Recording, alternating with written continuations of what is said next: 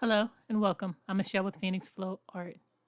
As you can see, I am painting on a used canvas.